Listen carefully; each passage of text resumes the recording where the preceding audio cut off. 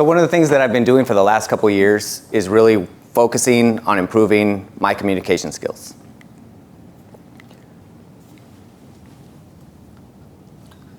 So prior to coming to AWS, I used to work as a sales engineer.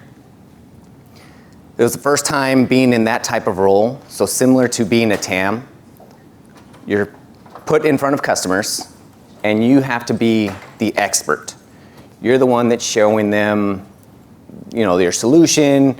You're helping them solve their business problems. I was so excited, I over-prepared. It was the first time I had been in this role. I really wanted to make a good impression. And I'm sure a lot of you can relate. What happens is I was over-prepared and overwhelmed. So then what happens? I went through, and once it came to me and it was time for me to go through and give my presentation, it was rapid fire. Here's my solution, blah, blah, blah, this could fix your problem, blah, blah, blah. I just spit it all out. And this is with the number of executives. So then what happened over time through that presentation is I could see that I was slowly being brought down a level within the eyes of the executives. And I was politely dismissed. Now that doesn't mean they told me to leave the room, but what happened is when you're talking to executives, they have a specific way that they handle their communication. They go through and they expect a certain level of the way that you address them. I went so fast and so quick that they basically dropped me down and said, "Oh, sounds great. Why don't you go talk to our managers? Why don't you go talk to the engineers?" So that dropped me down a level within that organization. So I did all this preparation, I had all this information, and at the end of the day, it really did nothing because they weren't paying attention to me. It's the way that my information came across to them. So what I'm going to do is I'm going to give you all 3 techniques that should help in these types of situations. The first one is breathing. And I'll talk about why this, in my mind, is the fundamental portion of how you're going to go through and improve your communication skills. Then I'll go through and we'll talk about pauses. And then lastly, I'll talk about cadence.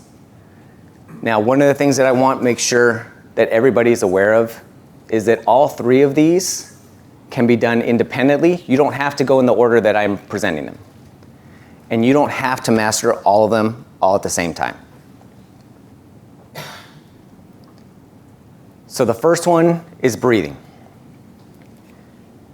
How many times have you been so excited to tell somebody something, you start talking, and it feels like at the end of your sentence, sometimes your voice gets raspy, you feel like you're out of breath, and that all comes to the power of your communication comes from your lungs.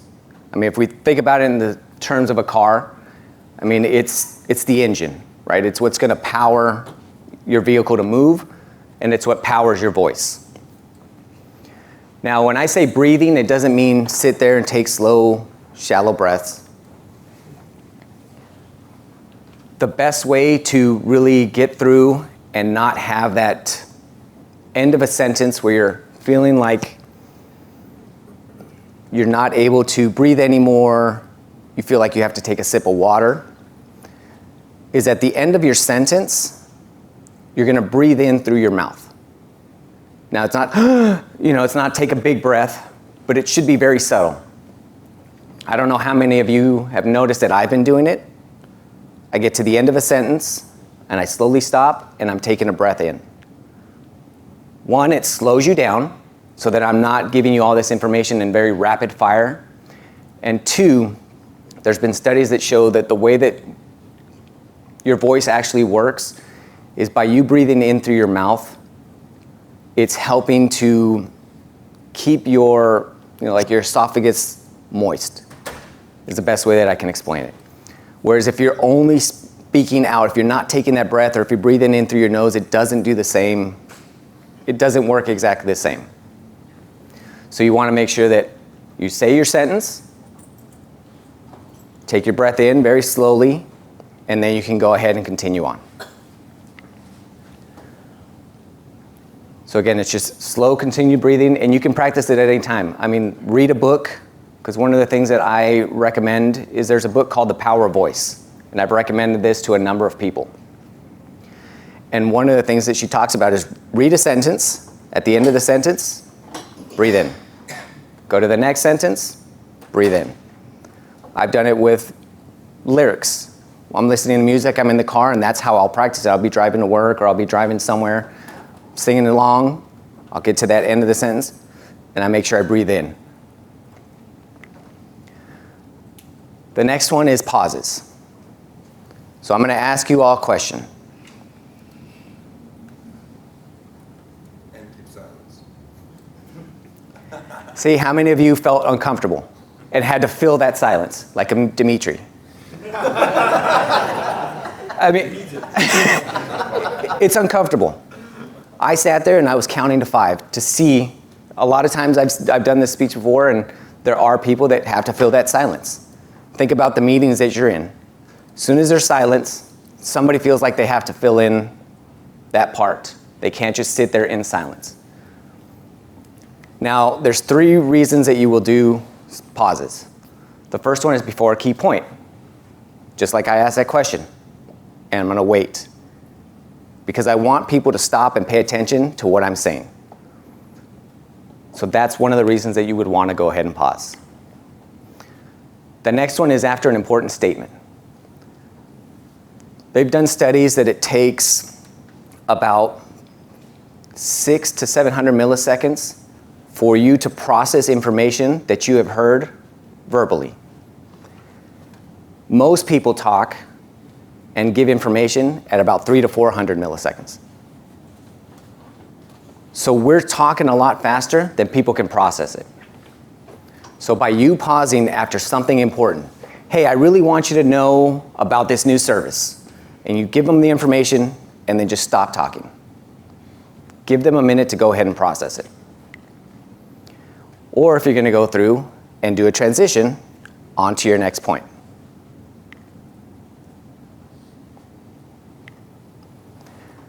Next is your cadence. Again, I talked about it at the beginning of the presentation where I was going very fast. You want to have a nice slow cadence. Just something regular, a rhythm or a speed that you could be able to maintain for 30 minutes, an hour. Again, if you're talking too fast, you're going to run out of breath. You're just going to get overwhelmed. If you're talking too slow, you're going to lose people. So again, think about it in terms of music. You know, there are apps out there that have metronomes. I've used a couple of those where it just, you know, if you've seen those, that goes tick, tick, tick, that will help you establish a cadence. Once you've established what your cadence is, then you can go ahead and start to adjust it. I can slow it down when I want people to pay attention to what I'm talking about. If I'm coming up to an important point and I see that I might be losing the room, I'll slow down, or you can even lower your voice. Hey, I'm getting ready to tell you about the next point. Now, once I've kind of got their attention and I get that they're paying attention to me, all of a sudden, maybe now I want to speed it up. I want to get you excited for what's coming next. Right? So you want to speed it up for transitions, or you want to get somebody aware or hyped up about something. This is where it's okay to start to be a little bit more excited about, you know, whatever you're presenting to your customer, to an executive. It could be within your team meeting. So being able to go through and vary the rate of your speech. So if you think about it, it's the difference between having, you know, AI read you something, read you a book, very slow. Or if you're listening to an audiobook read by the author, they're going to change their cadence, they're going to speed up. It really gets you engaged. Think about a movie. Even in a movie, they're not talking at the same rate. It's not Ferris Bueller. Bueller, right? They're varying their rates of the cadence of how they're talking. Now you can use this in any application. Now I talked about having the executive presentations. Once I started implementing a lot of this, all of a sudden I'm not getting kicked out of presentations, I'm not getting kicked out of rooms where executives are there. I've talked to VPs, CIOs, CTOs, and I've never been asked to leave the room anymore or been delegated down to a lower, not a lower tier, but a lower level of leadership. Team collaborations. Think about team meetings. If you've ever had the problem where you feel like everybody else is talking but they're not paying attention to you, doing these types of things helps to elevate your professional communication. People will start to pay attention to what you're saying. And even within customer interactions, if you talk to engineers, VPs, directors, managers, it doesn't matter who you're doing to. And I know that we're talking about the professional setting here, but even in personal communication, I've noticed the change that it's done within, my friends, my family. So one of the things that I want everybody to know is I've given you 3 techniques and there are plenty more.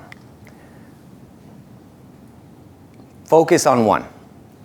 Don't try to master all 3 and don't think that it's going to come just overnight. I've been doing this for years. I started with breathing. That was the first thing that I worked on. Then I started adding in pauses. It made it easier because I was stopping at the end of my sentence. I was taking that breath in. So to me, it was a natural progression to then just add in pauses. And then after I had my pauses, then I started changing my cadence. I would speed it up when I wanted people to get excited, or I was going into a transition. I would slow it down when I wanted people to pay attention to what was coming next, or I wanted to give them time to process the information that I was talking about. So again, it's not to be perfect, just like any skill. If we talk about any of the services, anything with IT that we're related, where we're trying to learn something, we're not learning it overnight. We're picking up bits and pieces little by little. It's the same thing with the communication. So again, having that preparation, having all that information is great, but at the end of the day, it's not going to matter if nobody's paying attention to what you're saying. And I know that we've all seen it here. We've seen people that have, commanded a room. You listen to somebody and you're like, man, they're missing a lot of information. They don't have all of that. But people are paying attention because of the way that they're communicating with others in the room, the way that they're giving presentations. So again, just something that I want everyone to be aware of. I've seen it, especially a lot of us in technology. We're all really smart. And I want to make sure that you're able to pass that information, all that knowledge that you have, on to somebody else and actually know that they're paying attention. So that's all I have. Thank you.